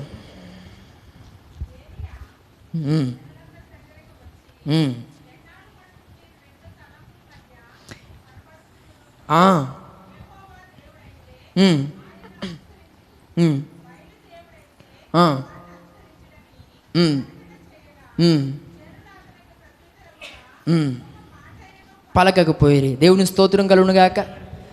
రెండవదిగా ఈ యొక్క బయలు ప్రవక్తలు ఎవరు అనంటే, వీరు ద్విమనస్సు కలిగిన వారు. ఒకటి, వీరు లోకము చేత లేక యెజబేలు చేత ప్రేరేపించబడుతున్నవారు అంటే. రెండవదిగా ఈ యొక్క బయలు ప్రవక్తలు ఎవరు అనంటే, ద్విమనస్సు కలిగిన వారు. మీలో కొందరు అనుకుంటున్నారు, ఆ మాట ఏలియా గారు ప్రజలతో కదండి చెప్పింది అని మాట్లాడుతూ ఉన్నారు. అయితే పిల్లరా, ఆ టైంలో ఈ యొక్క బయలు ప్రవక్తలు కూడా ఎవరు అనంటే, ఒకప్పుడు దేవుని ప్రజలే, దేవునికి ఇష్టకరంగా ఉండేటువంటి వారే. కానీ రాను రాను వారు దేవునికి దూరం అయిపోయి వారు ఏమయ్యారు? అలా ఆ రకంగా లోక సంబంధమైన దేవతలకు వారు ప్రేరేపించబడుతూ అలా ఆ విధంగా ఆకర్షించబడి చివరికి దేవునికి దూరం అయిపోయి వారు ఈ యొక్క యెజబేలు చెంత వారు చేరారు. కానీ ఒకప్పుడు వారందరూ దేవుని ప్రజలే. దేవుని స్తోత్రం కలుగునుగాక. ఈ బయలు ప్రవక్తలు అనబడిన వారు ఎవరైతే ఉన్నారో ఒకప్పుడు వారు దేవుని ప్రజలే. అలాంటి ప్రజలతో పిల్లరా ఈ యొక్క ఏలియా మాట్లాడుతూ ఉన్నాడు. అంటే వీరు ఎలాంటి అనుభవం కలిగిన వారనంటే, ద్విమనస్సు కలిగినటువంటి వారు. ఈ ప్రత్యేకమైన సమయంలో ఈ మాట్లాడుతున్న ప్రియ సంగమ, మన జీవితంలో కూడా ద్విమనస్సు అనేది ఉంటూ ఉంటుంది. జాగ్రత్త. ఈరోజు పిల్లరా, ఒక ప్రక్క ఆదివారం వస్తే మనము దేవుని సన్నిధిలో పిల్లరా ఒక చక్కని విధానంలో మనం భక్తి చేస్తూ చక్కగా దేవుని నామాన్ని మహిమపరిచి ఘనపరిచి ప్రభువు నుండి ఒక గొప్ప ఆశీర్వాదాన్ని మనం పొందుకుని కాలు బయట పెట్టినప్పుడు మనము పరిశుద్ధంగా లేకపోతే ప్రత్యేకంగా దేవుడు కోరుతున్నట్లుగా జీవించాల్సిన అవసరం ఉందండి. కానీ నేటి దినాల్లో అనేకులు ఆదివారం వస్తే ఆ గొడుగు వేస్తున్నారు, మరలా ఆదివారం అయిపోతే మరలా ఇంకొక గొడుగు వేస్తూ ఏ ఎండకు ఆ గొడుగు అన్నట్లుగా ఈరోజు పరిస్థితులకు తగ్గ మారిపోతూ ఒక ప్రక్క అలాగా ఇలాగా జీవిస్తూ బ్రతికేటువంటి పరిస్థితుల్లో నేటి దినాల్లో చాలామంది ఉన్నారు. ఈ మాట్లాడుతున్న ప్రియ సహోదరి సహోదరుడా, కాబట్టి అలా రెండు విధాలుగా నువ్వు జీవించడానికి ఎంత మాత్రమూ వీలేదు. ఉంటే చల్లగానైనా ఉండు, లేదా వెచ్చగానైనా ఉండు. నువ్వు వెచ్చని స్థితిలో నువ్వు ఉంటే దేవుడు తన నోట నుండి ఏం వేస్తాడు? ఆయన ఉమ్ము వేస్తాడనే విషయం నీకు తెలుసు కదా, ప్రకటన గ్రంథంలో చదువుకున్నావు కదా. ఈ ప్రత్యేకమైన సమయంలో దేవుడు నీతో మాట్లాడుతూ ఉన్నాడు. ద్విమనస్సు కలిగి ఉండొద్దు. మనం రెండు విధాలుగా మనం భక్తి చేసేటువంటి వారిగా ఉండొద్దు. అటు లోకాన్ని పట్టేసుకుంటూ ఇటు దేవుణ్ణి పట్టుకుంటూ ఆయా సందర్భాల్లో మన జీవితాల్లో లోక అనుభవాలన్నీ కూడా స్పష్టంగా కనబడతా ఉంటాయి. మొన్నటిదాకా పిల్లలు ప్రతి ఒక్కరిలో సంక్రాంతి అడావిడే, ఏమండి పెద్ద పండుగ అడావిడే అండ్ అన్ని పండుగలు మన జీవితాల్లో చాలా స్పష్టంగా వస్త్రం రూపంలో కావచ్చు, కొంచెం రెడీ అయ్యే విషయంలో కావచ్చు, మొత్తానికి ఎంతో కొంత పండగ వాతావరణం నీకు అంటుకుంది. దేవుని స్తోత్రం కలుగును గాక. ఇదే ద్విమనస్సు అంటే. అలాంటి పరిస్థితి వచ్చినప్పుడు అటు చేస్తూ ఇటు జీవిస్తూ జాగ్రత్త, నువ్వు ఫేస్ న్యూట్రల్ కలిపి పట్టుకుంటున్నావు అనే విషయాన్ని మర్చిపోవద్దు. దేవుని స్తోత్రం కలుగును గాక. రెండు పట్టుకుంటే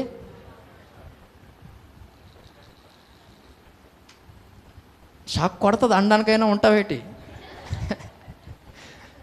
కొట్టినండి అబ్బో షాక్ కొట్టింది అంటావా? ఆ మాట అనకుండానే అంత ప్రమాదం అన్నమాట. నీ నాశనం అంత ఫాస్ట్గా ఉంటుందని విషయాన్ని చెప్తా ఉన్నాను. ఎప్పుడు కూడా రెండు కలిపి ఎంత మాత్రం పట్టుకోవడానికి వీలు లేదు. దేవుని స్తోత్రం కలుగును గాక. దేవుడు మన నుండి కోరుతున్నది ఏంటంటే ఒక ప్రత్యేకమైన జీవితాన్ని ఆయన కోరుతా ఉన్నాడు. దేవుని కొరకు ప్రత్యేకంగా మనం జీవించాల్సిన అవసరం ఎంతైనా ఉంది పిల్లరా. ఎజ్రా ఏడ్చాడనే విషయం మనము కొన్ని దినాల క్రితమే మనం విన్నాం. ఎజ్రా ఎందుకు అంతలా ఏడ్చాడు అని అంటే తన ప్రజల్లో వేరుబాటు జీవితం లేకపోవడాన్ని బట్టి ఎజ్రా తల పీక్కుంటూ గడ్డం పీక్కుంటూ మందిరపు వీధుల్లో పిల్లలు దొల్లేస్తూ ప్రభువా మమ్మల్ని క్షమించు తండ్రి అని ఏమండి ప్రార్థన చేస్తాను. భయంకర వర్షము ఉన్నా, ఎలాంటి ప్రతికూల పరిస్థితి అక్కడ చోటు చేసుకున్న చంటి పిల్లలను అయితే చంటి పిల్లలను ఎత్తుకున్న తల్లులు ఆ వర్షంలోనే ఉంటూ ప్రార్థన చేస్తున్న అనుభవం ఎజ్రా గ్రంథంలో మనం చూస్తాం. కారణం, అయ్యా మమ్మల్ని క్షమించు, మేము చేసిన తప్పులను క్షమించు అని వారు ప్రార్థన చేస్తూ ఉంటే ఎజ్రా కూడా వారి పక్షాన దేవునికి ప్రార్థన చేస్తూ ఉన్నాడు. ఈ ప్రత్యేకమైన సమయంలో ఈ మాట్లాడిన నా ప్రియ సహోదరి సహోదరుడా, మనలో దేవుడు చూడాలనుకుంటున్నటువంటి అనుభవం ఏది అని అంటే మనము ప్రభులో స్థిరత్వం కలిగి ఆయన ఉద్దేశానుసారంగా మనం జీవించే వారిగా మనం ఉండాలని మన దేవుడు కోరుతున్నాడు. దేవుని స్తోత్రం కలుగును గాక. ఎలా జీవించాలో మనం దేవుని కొరకు ప్రత్యేకంగా జీవించాలి. ఆదివారం ప్రత్యేకంగా జీవించడం కాదు. ఆదివారం పిల్లరా ఆ రకమైన పాటలు హడావిడి. కొంతమంది సెలవుల్లో ఆదివారం వస్తే చాలు రాజాని సన్నిధిలోనే ఇలాంటి పాటలు మోగుతాయి. ఏమండి మరికొంత సమయం వాక్యం వస్తూ ఉంటుంది, మరికొంత సమయం ఏదో ఇంగ్లీష్ వర్షిప్ వస్తూ ఉంటుంది, మరికొంత సమయం ఏవో సండే సర్వీసులు వస్తే సాయంత్రం దాకా మండే నుంచి నీకు తెలిసిక. దేవుని స్తోత్రం కలుగును గాక. ఇలాంటి అనుభవాలను ముందుకు కొనసాగుతున్నవేమో ఈ ప్రత్యేకమైన సమయంలో దేవుడు మాట్లాడుతున్నాడు.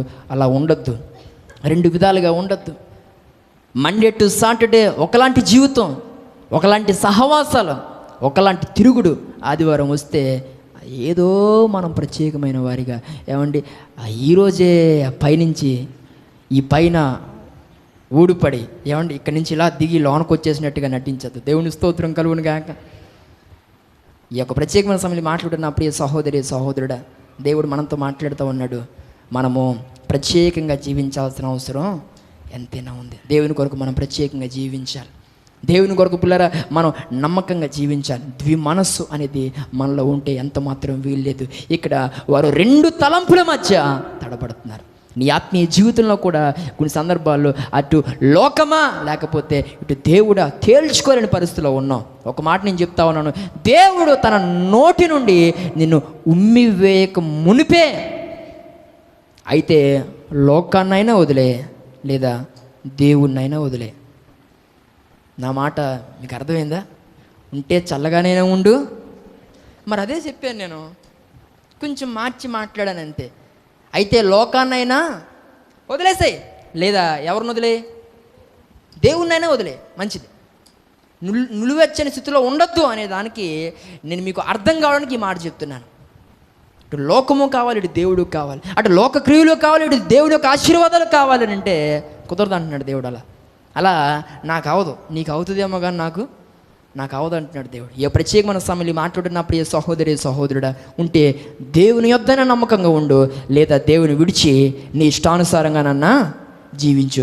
అటు కొన్ని సందర్భాల్లో అటు జీవించాలనుకున్నప్పుడు ఈ వాక్యము గుర్తొచ్చినప్పుడల్లా ఈ వాక్యమేమో ఇలా చేయమని చెప్తా ఉంది, కానీ నాకేమో మరి ఇలా ఉండటం ఇష్టం అని ఎందుకు అంత ఇబ్బంది పడ్డం? అయితే దేవుణ్ణన్నా పూర్తిగా వదిలేసే, లేదంటే లోకాన్నైనా పూర్తిగా వదిలేసే. ఏదో ఒక విధానంలో మనం ముందుకు కొనసాగాలి, అది మనకు మంచిది. దేవుని స్తోత్రం కలుగునుగాక.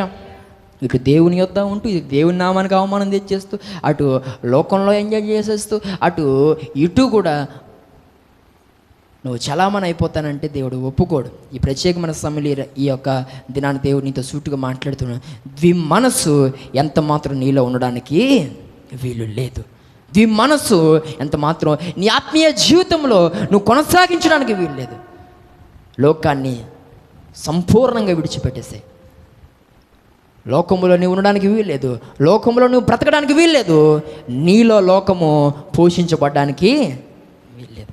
ఏది జరిగినా మనము ఒక్క మనసుతో ప్రభులో మనం ముందుకు కొనసాగలేం.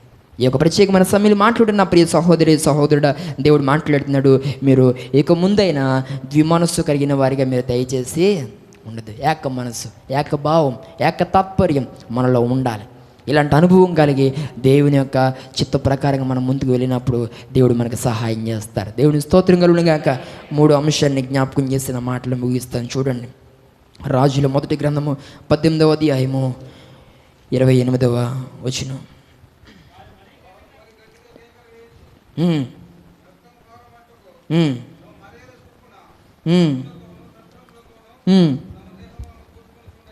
తమ దేహములను కోసుకొనుచు నుండిరి అనేటువంటి మాట మనం చూస్తున్నాం. వారు మరీ గట్టిగా కేకలు వేయచ్చు, తమ మర్యాద చెప్పున అనేటువంటి మాటను బట్టి మనం అర్థం చేసుకోవచ్చు.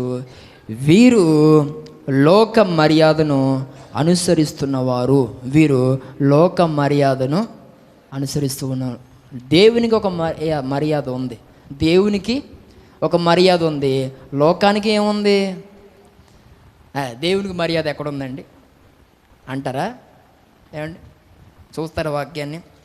దేవుని మర్యాద అనేటువంటి మాట కూడా మనం బైబిల్లో చూడవచ్చు. రాజుల 2వ గ్రంథం దగ్గర రండి. జస్ట్ ఆ మాట మీకు చూపించడం కోసమే నేను వెనక్కి వస్తున్నాను.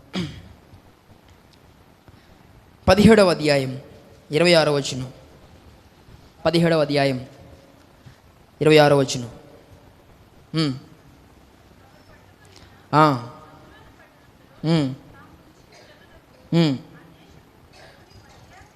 ఆ దేశపు దేవుని మర్యాద తెలియకున్నది కనుక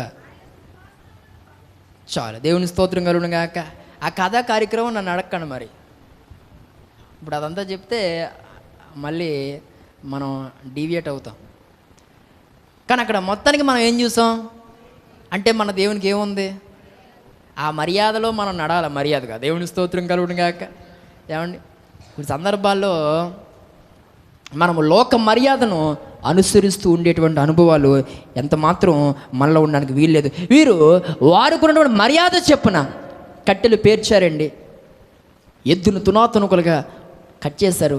ఆ మాంసాన్ని కట్టెల మీద చక్కగా పేర్చి, ఏమండి, ఆ కట్టెలను మాంసాన్ని నీటితో తడిపేసి ప్రార్థన చేస్తున్నారట. బయలా నువ్వు మా మధ్యకు రావాలంటే ఏలియా గారు గొప్ప కామెడీ చేశాడు అక్కడ. దేవుని స్తోత్రం కలుగును గాక. 27వ వచనం చదవండి.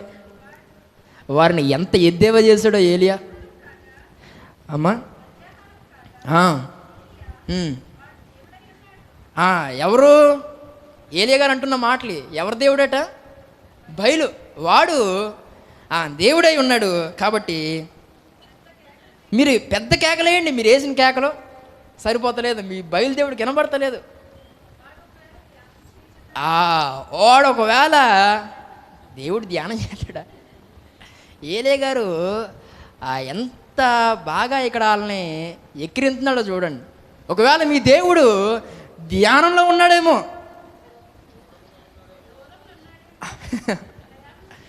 ఒకవేళ మీ దేవుడు దూరంగా ఉన్నాడేమో, ఒకవేళ మీ దేవుడు ఆన్ ద వేలో ఉన్నాడేమో.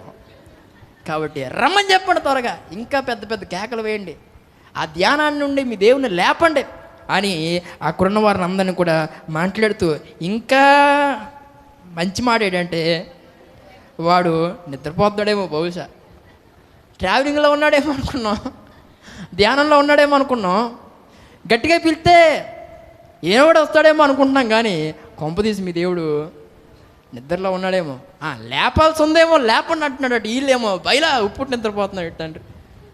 మేమేమో అలా ఇలాగని మేము కింద మీద అయిపోతా ఉంటే, ఇప్పుడు నీకు నిద్ర ఎలా వస్తుందా? ఇప్పుడు ధ్యానం మొదలెట్టావా? నువ్వు రావాలనుకుంటే వెంటనే వచ్చేయగలవు, కాకపోతే ప్రయాణంలో ఉన్నావా? ఇవన్నీ ఇదిగో ఏలియా అంటా ఉన్నాడు, నీకు వినబడుతున్నాయా అని వారు కేకలేస్తూ ఉంటే అస్సలు ఒక్క మాటకు ప్రత్యుత్తరం ఇవ్వలేదట. దేవుని స్తోత్రం కలుగును గాక. ఏ మాటకు స్పందించకపోవడంతో పిల్లరా వీళ్ళు ఒకరొకరు ఇంకేం చేసుకుంటున్నారంటే, ఇక ఇలా పిలితే రాడు మన బయలుదేవుడు కాబట్టి కత్తులతో మనల్ని మనం కోసేసుకుందాం శుభ్రం అని ఈసారి కత్తులు చేసి వీళ్ళు ఎవరంటే నిజమైన బయలు భక్తులు వీళ్ళు. దేవుని స్తోత్రం కలుగును గాక. ఆ డమ్మిగాళ్ళు అందరూ కూడా వెనకాలండి రావాలి రావాలి రావాలి రావాలి అంటున్నారు, కానీ కోసేసుకుందాం అనేసరికి వీళ్ళందరూ అలా దూరాన్న కొంతమంది వెనకపోయారు. అయితే మరి నిజమైన వాళ్ళు ఉంటారు కదా, కొంచెం నాడుమైన వాళ్ళు ఉంటారు, కొంచెం నమ్మకమైన వాళ్ళు ఉంటారు, ఆ బయలుదేవుడు అంటే ప్రాణం పెట్టేసే వాళ్ళు ఉంటారు. అలాంటి వాళ్ళు అందరూ కోసేసుకుంటున్నారట. దేవుని స్తోత్రం కలుగును గాక. ఈ రక్తాన్ని చూసైనా బయలుదేవుడు వస్తాడేమో, ఈ రక్తం చూసిన అయ్యో నా ప్రజలు ఆ విధంగా చేసేసుకుంటా ఉన్నారని బాధతో అయినా వస్తాడేమో అని చూస్తే ఇక అసలు రావట్లేదట. దేవుని స్తోత్రం కలుగును గాక. ఈ ప్రత్యేకమైన సమయంలో ఈ మాట్లాడుతున్న ప్రియ సహోదరి సహోదరుడా, నేటి దినాల్లో కూడా చాలామంది కోసేసుకుంటూ ఉంటారు. నువ్వు నన్ను ప్రేమించకపోతే నేనేం చేద్దాను? ఏమంటే సరిగ్గా ఆ నరం ఎక్కడుందో చూసుకుని దాన్ని పక్కకు కొత్తారు వీళ్ళు. ఏమండి ఎక్కడ కోసినా రక్తం వస్తుందా రాదా?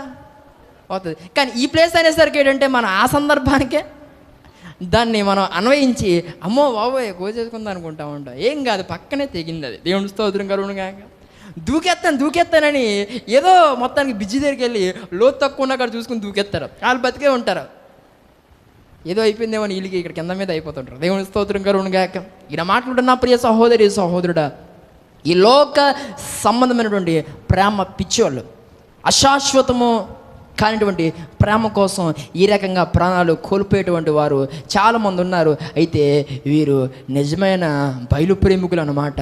వీళ్ళు కోసేసుకుని చచ్చిపోవడానికనే ఇష్టపడతా ఉన్నారు. అయితే దీన్ని ఉదహరిస్తూ మర్యాద అనే మాట వాడబడింది, లోక మర్యాద. ఈ యొక్క ప్రత్యేకమైన సమయంలో ఈ మాట్లాడిన ప్రియ సహోదరి సహోదరుడా, లోక మర్యాదలు మనలో ఉండడానికి వీళ్ళు చాలామంది రోజులు చూస్తారు. ఏ రోజు మంచిదో ఏమండి, రోజులు చూచి ఆ ప్రకారంగా చేస్తే ఏదో ఆ రోజు వారు కలిసి వచ్చిందన్నట్టుగా నమ్ముతారు. దేవుడు అన్ని రోజులను ఆయన మంచివిగానే చేశాడు. ఏమండి ఈరోజు మంచిది, మంగళవారం మంచిది కాదు, శనివారం మొత్తం శనే. ఏమండి ఇలాగా మనం పెట్టేసుకున్నాం అవన్నీ. ఆ రోజు ఏదో ఒక నష్టం జరిగినటువంటి ఆ కారణం చేత అమ్మ బాబు ఇంక ఈరోజు ఇలాంటిది కాబట్టి ఇంక ఈరోజు ఎప్పుడు మంచి పని, ఈరోజు ఏది కొనకూడదు అనమాట, ఆ రోజు అక్కడికి వెళ్ళకూడదు అనమాట. ఆ రోజు ఇక ఏమంటే ఏదో ఒక రోజు ఫుల్గా తినేస్తే మరి ఎక్కువ తినేస్తే మరి ఏమొస్తాయి, మొత్తం కడుపు తేడా వచ్చేసి ఇంక మొత్తానికి టవల్ కట్టేసి పరిస్థితి వస్తుంది. నువ్వు తింటే ఆ పరిస్థితి వచ్చింది, కానీ ఆ రోజు తినడం వల్ల వచ్చిందా అంతే అంటావు. ఈరోజు నేను నీసి ఆ రోజు నీసు తిన్నాం కాబట్టి అలాగా అయిపోయింది. ఇంక ఈ రోజు నుంచి ఏం తినకూడదు ఆ రోజు, అంటే ఆ రోజు నాడు అలా జరిగింది కాబట్టి ఇంకా ఆ రోజు ఏం తినవు నువ్వు. ఇవన్నీ కూడా ఏమోనండి, ఎవడెట్టోడో తెలదు. కానీ కొంతమంది వీటిని ఆచరిస్తున్నారు, కానీ ఎందుకు ఆచరిస్తున్నారో తెలదు. దేవుని స్తోత్రం కలుగునుగాక. ఈ ప్రత్యేకమైన సమయంలో ఈ మాట్లాడిన నా ప్రియ సహోదరుడా, అన్నీ దేవుడు మంచివిగానే చేశాడు. కొన్ని సందర్భాల్లో ఏమండి, కొంతమంది ఎదురొస్తే రూట్లు మార్చేస్తుంటారు వీళ్ళు. ఏమండి, పిల్లి ఎదురొచ్చిన రూట్లు మార్చేస్తారు. ఏమండి, నల్లకోడి పెట్టే ఎదురొచ్చిన అమ్మ బాబోయ్ దరిద్రం. ఏమండి, అదే కోసుకుని తినేసి వస్తే కొంచెం కూడా ఆలోచించవు. కానీ అలాంటివి ఏమైనా ఎదురొస్తే అది ఎదురొచ్చింది, ఇది ఎదురొచ్చిందని నీ యొక్క మార్గాలను మార్చేసుకుని ఆ మార్గాలను ముందుకు వెళ్ళే పరిస్థితి ఉంది. ఇది ఎంత మాత్రం సరైన విధానం కానీ లోక మర్యాద మన నుండి పోవాలి. ఈ ప్రత్యేకమైన సమయంలో మాట్లాడుతున్న ప్రియ సహోదరుడు, భక్తికి ఒక మర్యాద ఉంది. ఏమండి, ప్రార్థన అనగానే మోకరించడం ప్రార్థనకుండా ఉండినటువంటి మర్యాద. ఆ రకంగా మనం ప్రార్థన చేస్తాం మనం లేదు. ఏమండి, బుర్రంతా కిందకి, వెనకాలంతా పైకి. ఇది ప్రార్థన మర్యాద? ఏమండి, ఇది ప్రార్థన మర్యాద? ఇది కొన్ని సందర్భాల్లో పడుకొని కాలు మీద కాలేసి బైబిల్ ఎలాగెట్టుకొని చదువుతూ ఉంటా. అది బైబిల్ చదవడానికి మర్యాద? అది నువ్వు ఇస్తున్న మర్యాద అది?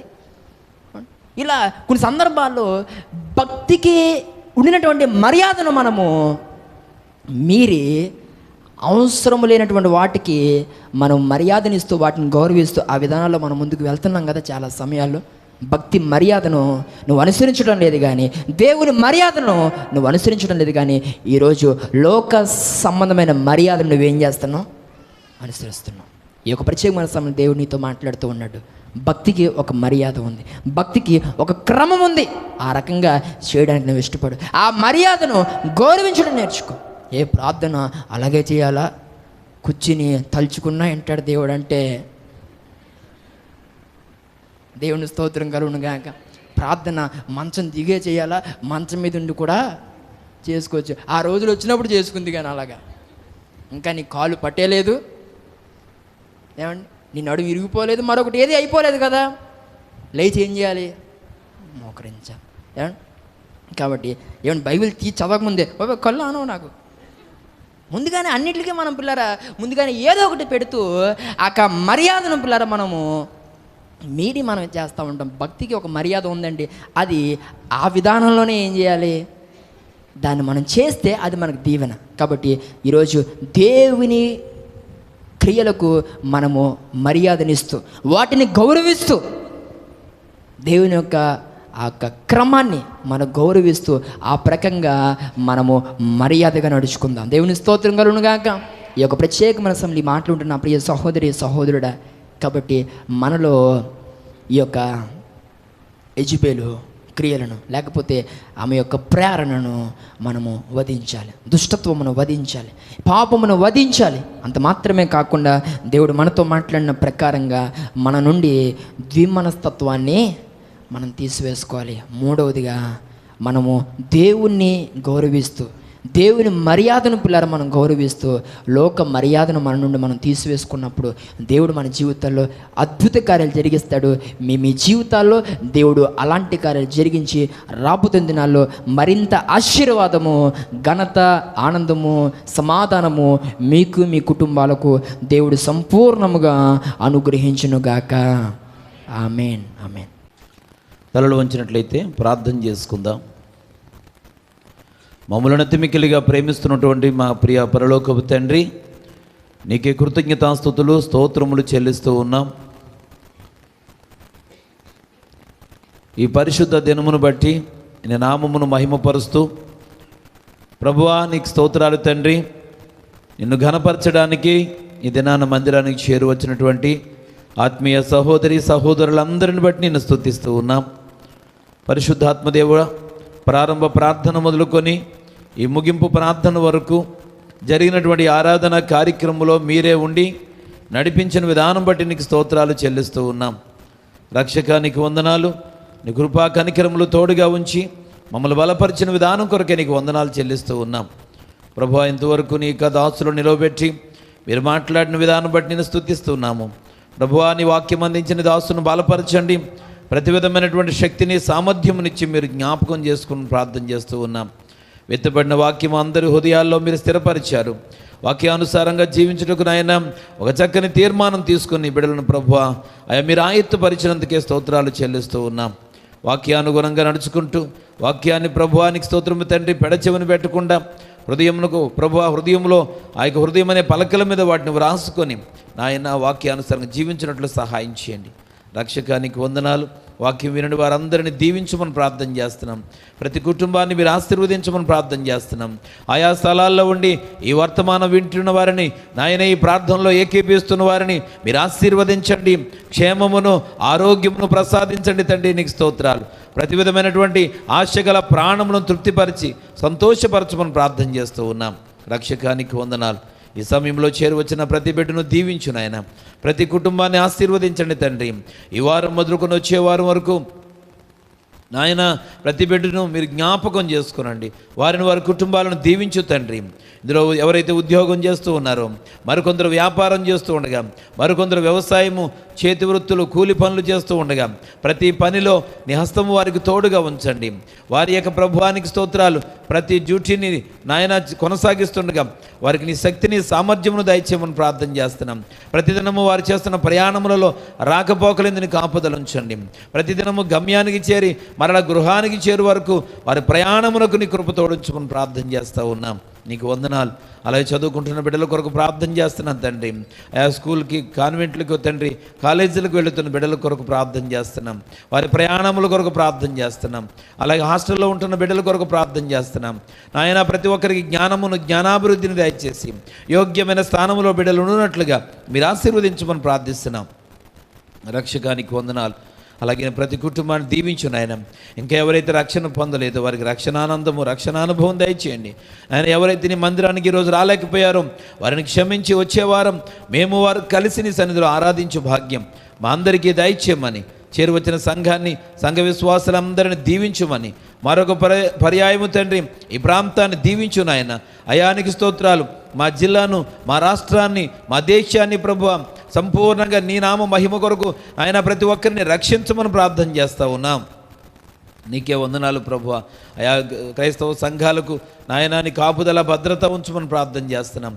దుష్టులు దుర్మార్గులైనటువంటి వారికి నాయన అయా ఇటు అవకాశం లేకుండా ప్రతి సంఘం చుట్టూ నీ కాపుదల ఉంచమని ప్రార్థన చేస్తున్నాం. కృతజ్ఞత వందనాలు స్తోత్రములు చెల్లిస్తున్నాం తండ్రి. ఈ వారం అంతా నీ రెక్కల కింద దాచి మరొక వారం మేము మరలా కలుసుకుని సంతోషించే భాగ్యం దయచేయమని ఈ సేవా పరిచయను ప్రేమించి ప్రోత్సహిస్తూ తీసుకొచ్చినటువంటి కృతజ్ఞతార్పణలు కానుకలు ప్రతి విధమైనటువంటి ప్రభు దశమ భాగం ప్రతి విధమైన అర్పణలను బట్టి ప్రార్థిస్తున్నాం. నీ సన్నిధికి ఎంతో కృతజ్ఞతతో తీసుకొచ్చారు. చాచిన హస్తాలను దీవించు నాయన. వారికి సమృద్ధి దయచే తండ్రి.